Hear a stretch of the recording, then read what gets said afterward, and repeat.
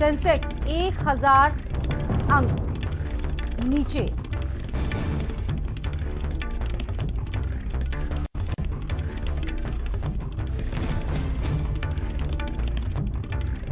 तो इससे पहले भी लगातार देश की अर्थव्यवस्था पर auctions as well as the US dollar and Indian rupee sell by swap auction which was conducted on April 26th.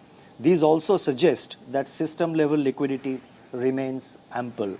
Therefore, in keeping with the stance of withdrawal of accommodation and in line with the earlier announcement of gradual withdrawal of liquidity over a multi-year time frame, it has been decided to increase the cash reserve ratio CRR by 50 basis points, that is 50 basis points to 4.5% of net demand and time liabilities, that is NDTL, effective from the fortnight beginning 21st May 2022.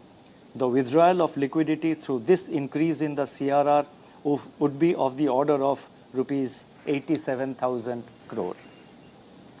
Sustained high inflation inevitably hurts savings, investment, competitiveness, and output growth. It has pronounced adverse effects on the poorer segments of the population by eroding their purchasing power.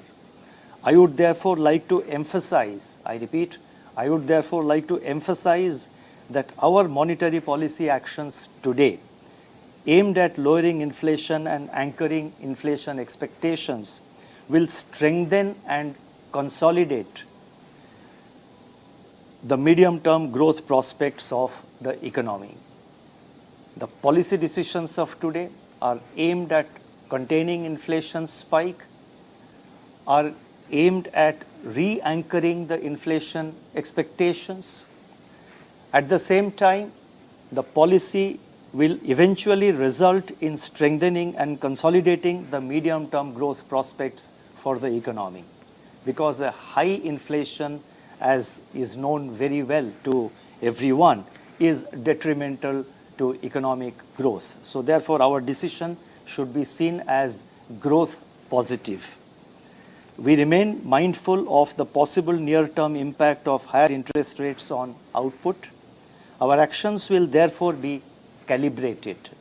I would like to further stress that monetary policy still remains accommodative, and our approach will be to focus on a careful and calibrated withdrawal of pandemic-related extraordinary accommodation, keeping in mind the inflation growth dynamics. It is reiterated that the RBI will ensure adequate liquidity in the system to meet the productive requirements of the economy in support of credit offtake and growth. I would like to now focus on the external sector briefly before turning to the concluding para.